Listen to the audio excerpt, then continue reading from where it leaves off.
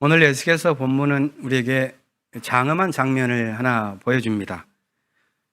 그것은 죽음의 골짜기에서 생명이 부활하는 과정에 관한 성서의 대표적인 이미지입니다. 겨우내 죽은 듯한 마른 대지 위에 봄의 새싹이 땅을 뚫고 솟아나듯이 희망을 잃어버린 세계가 어떻게 다시 일어서는지 예언자의 환상을 통해서 우리에게 들려줍니다. 에스겔은 포로기, 어두운 시대를 지나간 사람입니다. 자신의 삶도 파괴된 경험을 겪었습니다. 그는 귀족 가문에서 태어난 제사장이었고 촉망받는 젊은이였지만 전란의 소용돌이 속에서 아내를 잃고 패망한 나라의 포로가 되어서 타국으로 끌려갔습니다.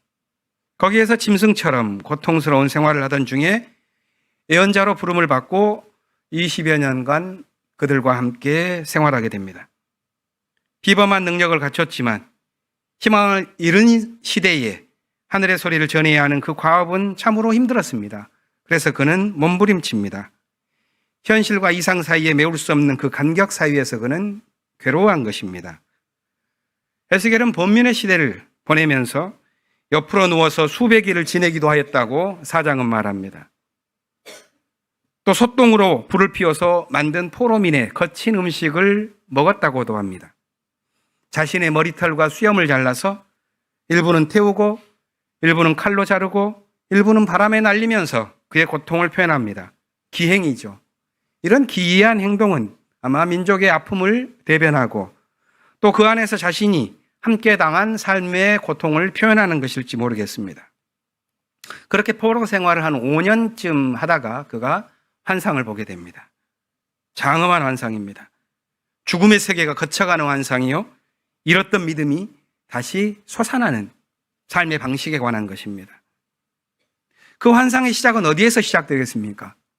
현실을 직시하는 것에서 비롯됩니다. 본문은 이렇게 말합니다. 주님의 영이 나를 데리고 나가서 골짜기 한가운데 내려놓으셨다. 그곳에는 뼈들이 가득 차 있었다. 에스겔이 본 그 골짜기는 아마 낯선 장소가 아니었을 것입니다. 그가 이미 5년간 봐왔던 암담한 현실, 그것이겠죠. 그는 거기에서 절망했고 파괴당했고 괴로워하면서 누구보다 현실을 처참하게 경험했습니다. 하지만 그 현실 경험이 자신이 봐야 할 그런 진실 자체는 아니었습니다. 현실은 진실을 담지 못합니다. 진실은 오직 깨어난 정신에만 비춰옵니다. 에스겔은 하나님의 말씀을 통해서 그 진실을 본 것이지요. 그래서 이렇게 고백합니다. 주님의 영이 나를 데리고 가셨다.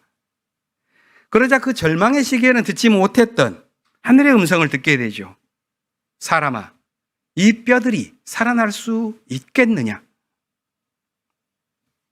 거대한 제국의 벽 앞에서 마른 뼈들이 살아날 가능성이 없다고 여기며 몸부림친 에스겔이 하나님의 말씀을 듣게 됩니다. 사람아, 이 죽음의 세계가 다시 일어설 수 있겠느냐?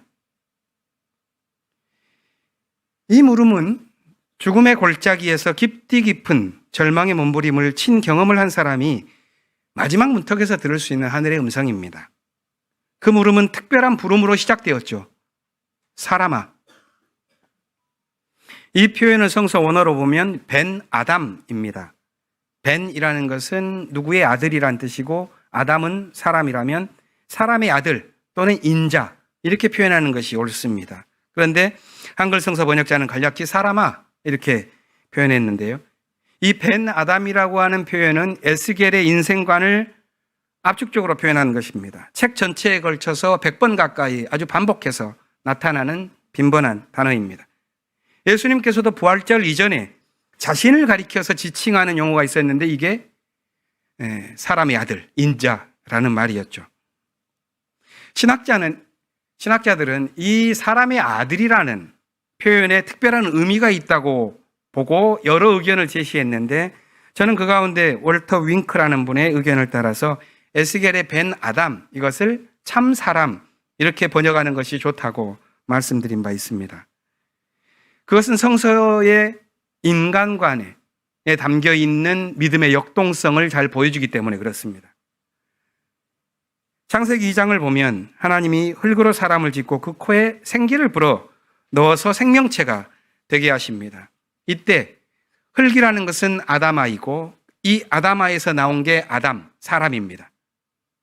그러니까 에스겔을 향한 목소리, 사람아라고 하는 이 부름에는 인간 자체로 본다면 흙에 불과한 보잘것없는 존재이지만 거기에 하나님의 부름을 듣고 그의 생기가 담기면 모든 가능성이 열린다고 하는 그런 인생의 의미를 담고 있다 하겠습니다.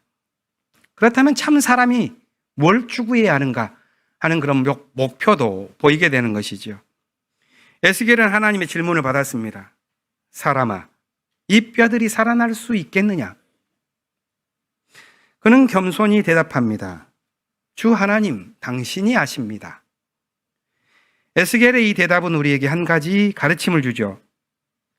사람들은 위기가 닥칠 때 자신의 지혜를 다 짜내서 대처하려고 합니다. 하지만 거기에 정작 중요한 근본적인 집중이 빠져 있는 경우가 많습니다. 하나님의 뜻을 찾기보다는 오히려 사람들의 지혜를 찾아서 방황하는 것입니다.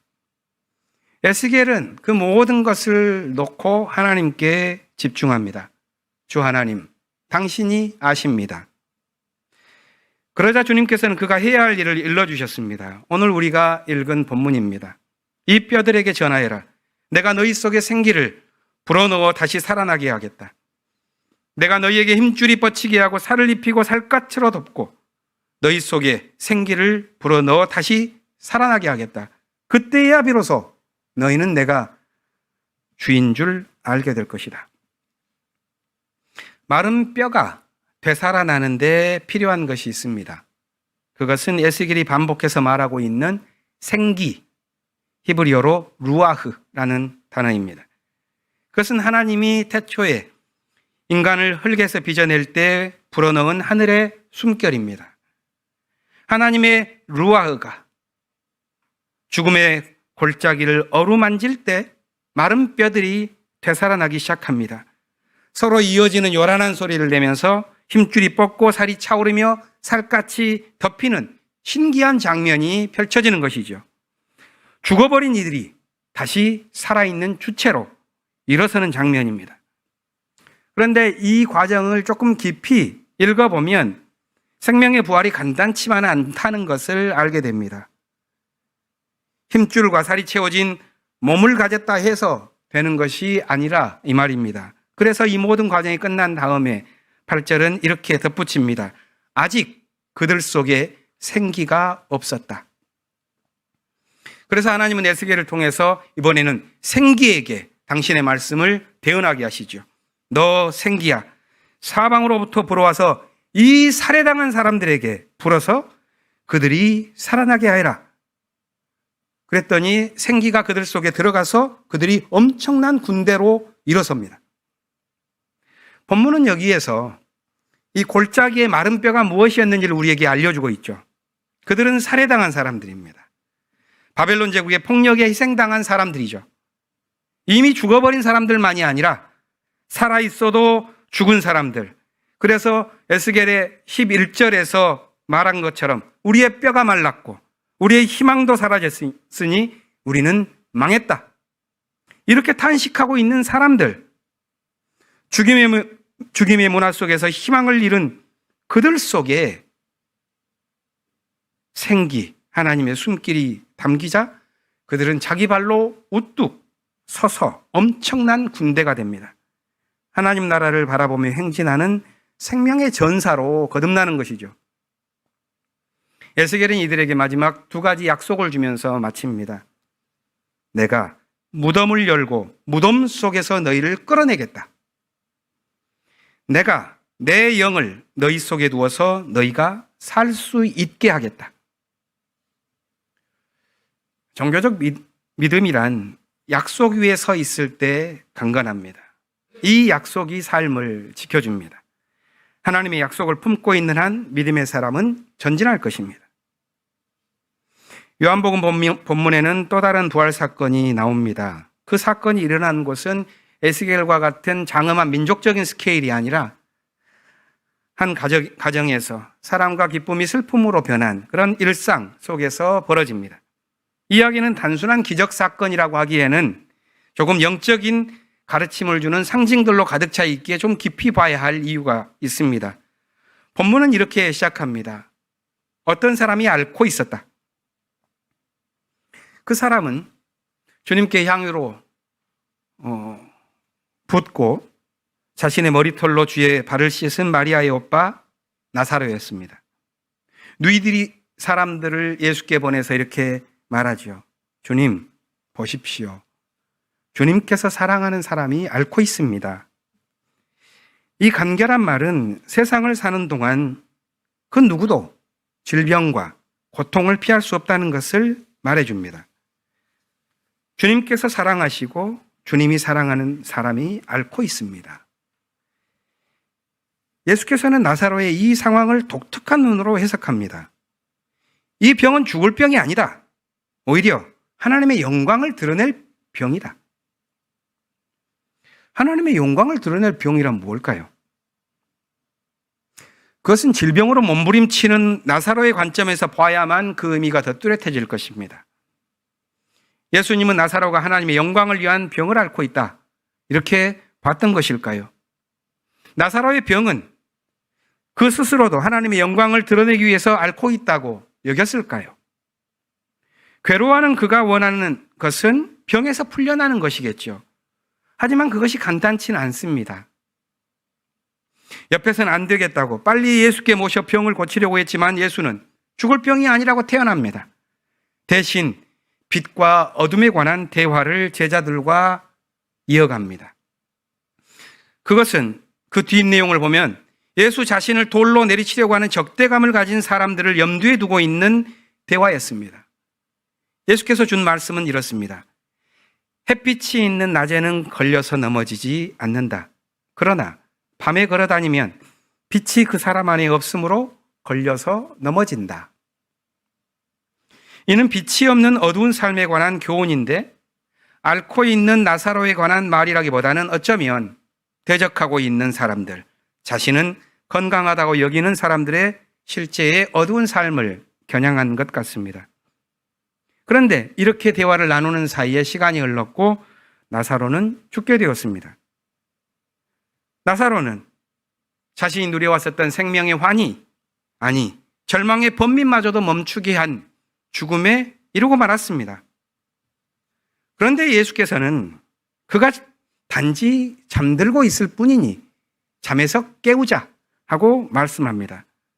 어떤 제자는 그 의미를 깨닫지 못했고 또 다른 제자는 그 말만 믿고 함께 죽으러 가자 하면서 과도한 의미를 부여합니다. 가서 보니 나사로는 무덤 속에 있은 지 나흘이나 되어서 소생할 수 있는 기대를 완전히 접어야 할 상황이었습니다. 예수를 사랑한 마르다와 마리아는 다소 원망 섞인 말을 하죠. 주님이 여기에 계셨다면 내 오라버니가 죽지 않았을 것입니다.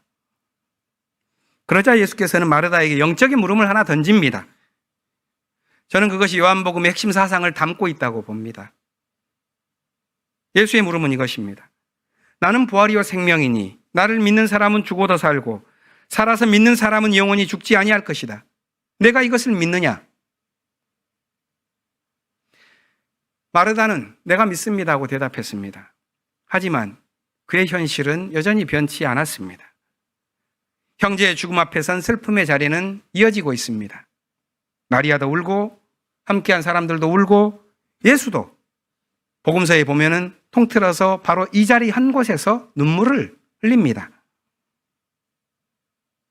비통한 마음으로 무덤에 간 예수는 돌을 옮겨놓으라고 한 다음에 하늘을 우러러 기도하시죠. 아버지, 내 말을 들어주신 것을 감사드립니다. 아버지께서는 언제나 내 말을 들어주신다는 것을 압니다. 기도는 이렇게 시작하죠. 그의 기도는 믿음의 확신에서 출발합니다. 현실에 대한 의혹에 기미가 전혀 없습니다. 그에게는 죽음도 삶도 모두 아버지의 품속에서 이루어지는 것이었기 때문입니다. 그래서 이 믿음으로 그는 크게 외치지요. 나사로야, 나오너라. 이 말씀은 이렇게 들립니다. 나사로야, 이제 되었다. 너의 영혼이 괴로워하다가 죽음에 이르렀지만 이제는 그 자리에 있지 말고 생명의 문을 박차고 나와라. 그러자 수위에 감긴 나사로가 무덤에서 나왔고 예수는 사람들에게 말씀합니다. 그를 풀어주어서 돌아다니게 하여라. 그의 몸을 감은 헝겊만이 아니라 삶 전체가 죽음에서 풀려났다는 의미라고 생각합니다. 이 이야기는 고통으로 얼룩진 세계를 살아가는 사람들의 비극과 희망에 관한 이야기로 보입니다. 빛과 어둠 사이에서 우리는 살아갑니다. 죽음과 생명 사이에서 우리는 고단한 삶의 여정을 이어가죠. 거기에서 움터오는 다른 세계의 가능성, 우리는 그것을 어떻게 우리의 약속으로 안고 살아갈 수 있을까 하는 이야기가 오늘 이 나사로의 이야기처럼 들립니다. 우리 삶을 휘감고 있는 수많은 죄악의 굴레들, 그것을 깊이 들여다본 사람이 바울이었습니다. 그는 우리가 아무리 믿음의 삶을 살아간다 할지라도, 아무리 우리가 하나님을 향해 나아간다 할지라도 우리의 육신 자체가 매여 있는 이 율법의 질서, 거기에 매여 살아갈 수밖에 없다는 것을 깨달았습니다. 우리의 삶이 마음으로는 하나님의 법을 섬기고 있으면서도 육신으로는 죄의 법에 매였다 하는 것을 오늘 로마서 8장 앞에 7장에서 논하고 있죠. 그럼 바울에게 삶이라는 것은 가망이 없는 것인가? 그것이 아니죠. 그것에 대한 대답이 우리가 읽은 8장입니다.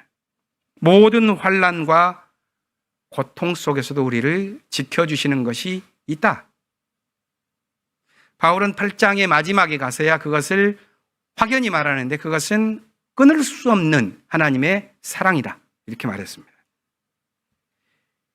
위태로운 삶에서 중요한 것이 무엇인가? 그것은 우리가 뭘 향하고 있는가에 대한 깨달음입니다. 오늘 본문에서 바울은 삶의 길을 두 개로 구분했습니다. 육신에 속한 생각은 죽음입니다. 그러나 성령에 속한 생각은 생명과 평화입니다. 육신에 속한 생각은 무엇일까요? 바울은 이렇게 말합니다. 그것은 하나님이 허락한 세계를 적대감과 불신으로 채우는 삶입니다. 그것은 우리를 향한 하나님의 기쁨이 무엇인지를 알지 못하는 영적인 무지입니다. 그래서 바울이 우리에게 권하는 삶은 하나님의 영이 우리 안에 어떻게 살아나는가 하는가에 관한 것입니다. 그것이 에스겔이 보았었던 죽음의 골짜기에서 불어온 생기, 복음서에 나타난 죽은 나사로를 되살린 하늘의 숨결. 만일 그 영이 우리 안에도 있다면 우리의 죽을 몸도 살리실 것이라고 바울은 말하는 것이죠. 율법에 칭칭 묶인 우리들의 고단한 삶, 죽음의 골짜기에서 마른 뼈처럼 메말라가는 우리의 이 신자유주의의 삶, 죽음의 옷으로 칭칭 감긴 이 무덤과 같은 이 세계, 이런 삶에서 살필 것이 있습니다. 그것은 우리 안에 하나님의 영이 있는가 하는 것입니다. 사순절 다섯째 주일을 지나며 강구하는 우리에게 하나님께서 당신의 영을 내려주셔서, 당신의 지혜와 계시의 영을 내려주셔서 우리의 마음의 눈이 밝아지고 우리를 향한 그분의 사랑이 어디에 있는지를 분별하면서 우리 또한도 생명과 평화를 지어갈 수 있기를 원합니다.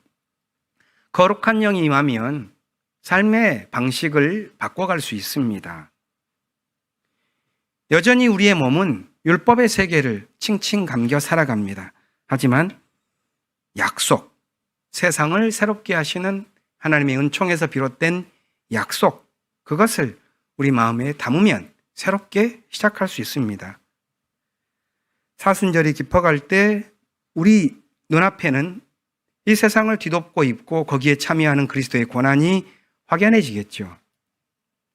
하지만 거기에서 우리는 십자가의 사랑이 훨씬 우리 가까이로 성큼 다가오는 것 또한도 알게 됩니다. 우리 교회가 광화문에 예배당을 새로 짓고 공동체를 갱신해 나아갈 것을 꿈꾸고 있습니다. 주님의 사랑이 우리를 회복시켜서 분단과 대결로 얼룩진 이 땅에 생명과 평화의 씨앗을 심어갈 수 있도록 인도해 주시기를 우리 함께 기도합시다.